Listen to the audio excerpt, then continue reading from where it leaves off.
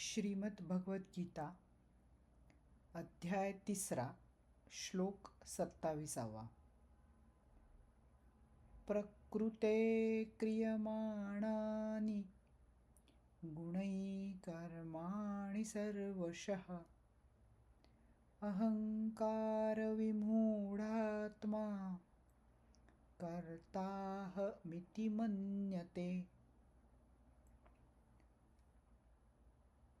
सगळी कर्म प्रकृतीच्या गुणांनी म्हणजे सत्व, रजस आणि तमस या गुणांमुळे होत असतात. पण अहंकारानं मोहित झालेल्याला मीच करताय असं वाटत राहतं. सरळ सोपा अर्थ आहे या श्लोकाचा. आपण अगदी सहजपणे विचार केला तर आपलं शरीर म्हणजे हे हृदय धडधडतंय, हा श्वास चालतोय जो आपल्याला जाणवतही नाही आहे, हा कोण नियंत्रित करतोय? किंवा जे मनात विचार येत आहेत त्याचा उगम कुठे आहे?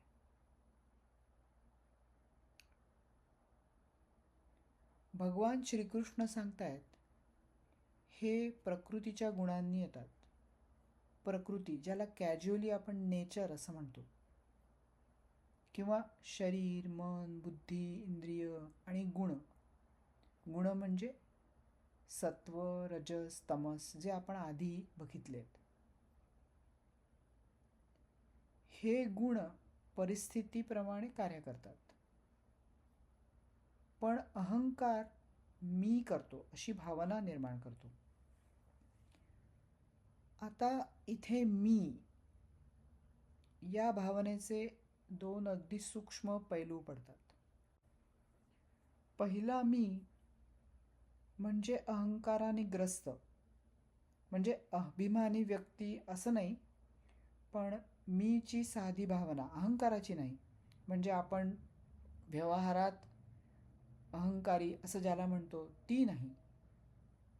या शरीर आणि मनाशी संबंधित ज्याला आपण मी असं म्हणतो, म्हणजे मी उठतो, बसतो, झोपतो, करतो, याला शास्त्रात अभिमानात्मिक अंतःकरण वृत्ती असं म्हटलंय. म्हणजे शरीर आणि मनाच्या क्रियांना अनुमोदित करणारा, अप्रोप्रिएट करणारा. आणि दुसरा मी म्हणजे आत्मा, साक्षी, शुद्ध जाणीव किंवा प्युअर कॉन्शियसनेस, माझं खरं स्वरूप, जे हे सगळं काही प्रकाशमान करतंय. पण हा जो प्रकाश आहे, जो आपण आत्ता जागरूकता किंवा असण्याची जाणीव किंवा आय एम अवेअर, मी आहे, माझा अवेअरनेस असं म्हणून जो अनुभवतोय, ते अनुभवणाऱ्या मनाला तो प्रकाश देतोय. म्हणजे मन आणि परावर्तित चेतना जरा समजायला कठीण आहे. यालाच शास्त्रात साभास अंतःकरण वृत्ती असं म्हटलंय. साभास किंवा आभास म्हणजे चेतनेचं, स्वरूपाचं आपल्या मनावर पडलेलं प्रतिबिंब आणि ते जाणवणारं प्रतिबिंबित मन. आता अहंकार आणि या मनाचा मिलाप झाला की त्याला प्रमाता म्हणतात. म्हणजे नॉर. हाच प्रमाता नंतर कर्ता बनतो आणि कर्ता नंतर भोक्ता बनतो, म्हणजे कर्मफळांचा भोक्ता. भगवान श्रीकृष्ण म्हणतायत की प्रबुद्ध झालेल्या माणसाला या सगळ्यापासून मुक्तता मिळते.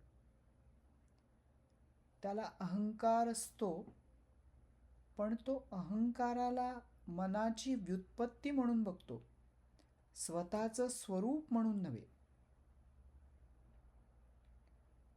त्यामुळे सगळं घडणारं हे जे कर्म आहे हे प्रकृतीच्या गुणांमुळे केलं जातं.